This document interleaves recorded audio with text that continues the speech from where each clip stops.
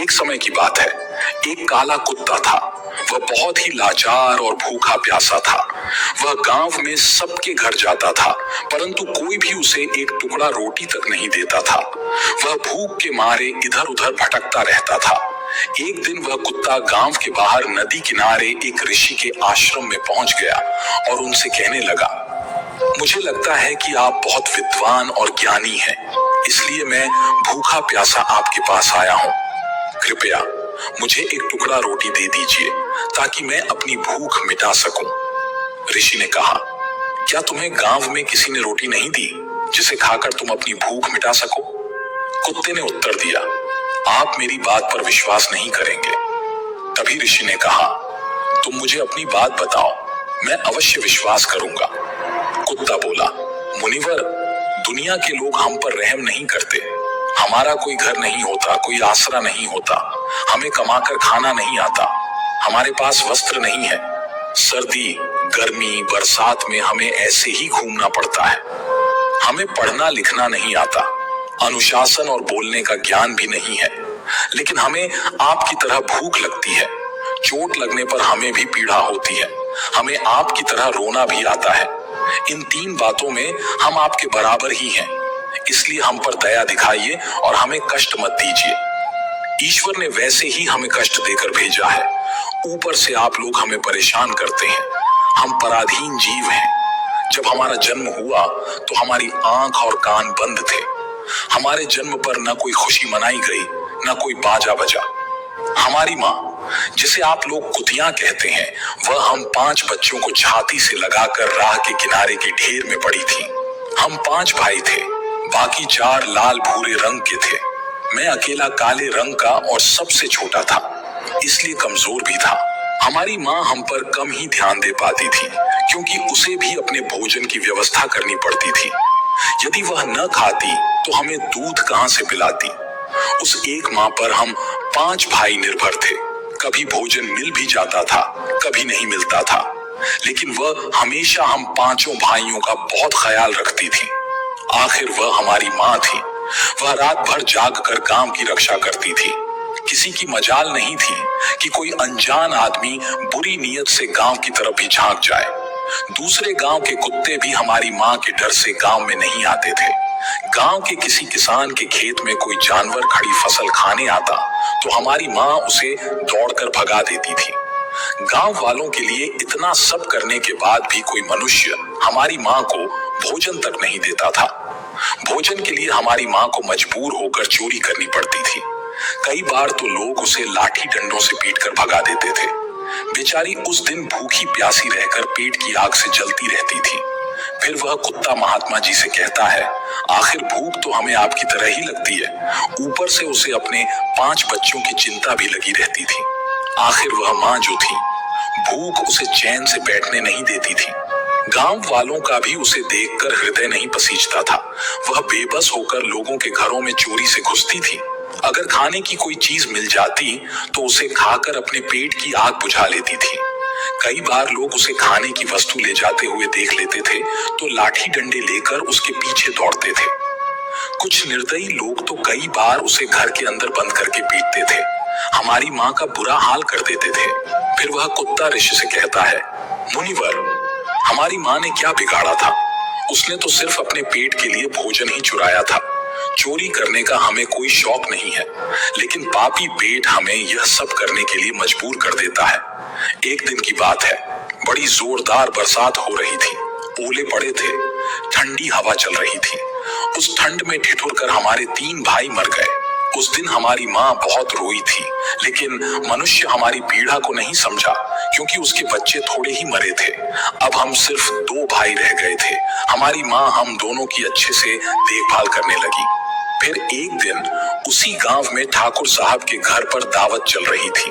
अनेक प्रकार की मिठाइयां बन रही थी। ठाकुर साहब के घर काफी मेहमान आए हुए थे। हमारी माँ कुछ खाने की तलाश में बार बार उधर जाती थी, लेकिन लोग उसे दुत्कार कर भगा देते थे। किसी को उस पर इतना भी तरस नहीं आया कि एक रोटी उस बेचारी को खाने को दे दें। एक रोटी से उनका क्या बिगड़ जाता? हमारी माँ बार बार जाकर खड़ी खड़ी देखती रहती थी।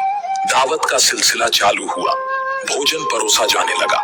हमारी माँ भी वहीं जाकर बैठ गई और पूछने लगी।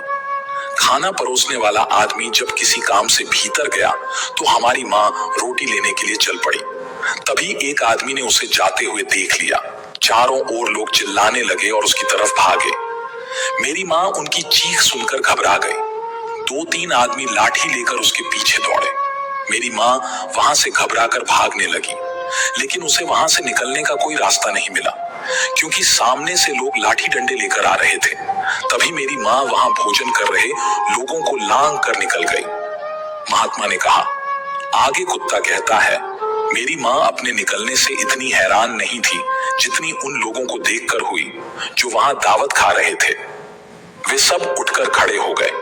उन्होंने भोजन करना छोड़ दिया और कहने लगे कि कुतिया के जाने के कारण भोजन भ्रष्ट हो गया है। सब आपस में विचार विमर्श कर रहे थे कि अब क्या किया जाए। खाना तो खराब हो गया।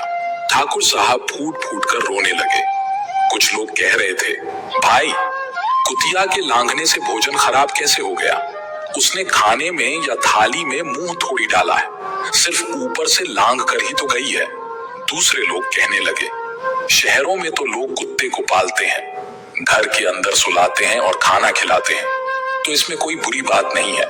अगर कुतिया लांघ कर गई है तो भोजन खराब नहीं हुआ। लेकिन उनमें से कुछ लोग जो बड़े घरों से ताल्लुक रखते थे, उन्होंने किसी की बात नहीं मानी। वे कहने लगे, भोजन तो भ्रष्ट हो गया है, यह हमारे खाने लायक नहीं है। आखिरकार उनकी बात मान ली गई। अब तो वह सारा भोजन गरीबों में बांट दिया गया। उस दिन मेरी माँ को खूब पेट भरकर खाना मिला। ऐसा सुख उसने जीवन में कभी नहीं पाया था, लेकिन वह सुख उसके लिए बड़ी मुसीबत बन गया। वह भोजन करके वहां आराम से लेटी ही थी कि ठाकुर डंडा लेकर वहां पहुंचा और उसे बुरी तरह से पीटने लगा। उस बार भागने का भी कोई अवसर नहीं मिला। डंडों की चोट से वह बुरी तरह चिल्लाने लगी। माँ का विलाप सुनकर पत्थर भी पसीज जाता है, पर उस निर्दयी ठाकुर को उस पर जरा भी रहम नहीं आया। वह उसे कठोरता पूर्वक पीटता रहा। माँ की चीखें पूरे गांव में सुनाई दे रही थीं। तब कुछ लोग आए और ठाकुर को समझाते हुए बोले, ठाकुर साहब, जाने दो, भूख में तो आदमी की भी बुद्धि भ्रष्ट हो जाती है। यह तो एक पशु है, इसे अच्छे बुरे का क्या ज्ञान। अब इसे मारकर आपको क्या मिलेगा? जो होना था सो हो गया। लोगों के समझाने के बाद उसने हमारी माँ को पीटना बंद किया। माँ ने आकर सारी कहानी हम दोनों भाइयों को सुनाई। हमने सोचा, कितना कष्ट भरा है हम कुत्तों का जीवन। आदमी एक रोटी के टुकड़े के बदले हमें चोर जैसा समझता है और बेवजह मारता है। बेकार हैं ऐसे लोग जो हमारी पीड़ा को नहीं समझते। एक दिन की बात है, उसी गांव के बाहर एक ब्राह्मण आकर ठहरा हुआ था। उसने अपने भोजन के लिए एक जगह चूल्हा बनाया और उस पर दाल बनाने के लिए रख दी। उसके बाद आटा गूंथ कर रख दिया और वहीं पास के कुएं पर पानी लेने चला गया। इधर कहीं से मेरी माँ भी घूमती हुई वहीं पहुंच गई। उसने आटे को देखा और सोचने लगी, शायद यह आटा किसी के खाने के लिए नहीं रखा है। यह सोचकर वह उस आटे को खाने लगी। इधर उस ब्राह्मण ने कुएं के पास से देखा कि उसकी रोटी का आटा एक कुतिया खा रही है। यह देखकर वह बड़ा दुखी हुआ। वह बेचारा रोने लगा। कुछ लोगों ने उसे कहा, अरे ब्राह्मण देवता, इस कुतिया ने तुम्हारा भी आटा बिगाड़ दिया। कल तो इसने ठाकुर साहब की पूरी रसोई खराब कर दी थी। ब्राह्मण दुखी होते हुए बोला, भाई, मुझे क्या मालूम था कि यह दुष्ट कुतिया मेरे आटे को खाने के लिए घात लगाए बैठी है। ब्राह्मण अब बहुत गुस्से में आकर लाठी लेकर उस कुतिया के ऊपर टूट पड़ा। माँ उस आटे को ठीक से खा भी नहीं पाई थी कि उस पर लाठियां बरसने लगी। महीने भर तक मेरी माँ लड़खड़ाते हुए घूमती रही। तब उसे समझ में आया कि आदमी कितना खुदगर्ज है। हम उसका कितना भी काम करें, वह हमें नहीं समझता।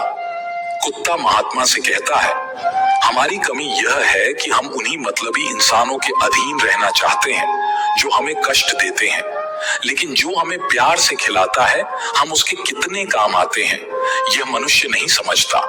उनके घर की रखवाली करते हैं, साथ ही और भी लाभ पहुंचाते हैं। महात्मा ने कहा, यदि मनुष्य कुत्ते को रोटी खिलाने के फायदे जान जाए तो वह अपने जीवन में होने वाले कई नुकसान से बच सकता है।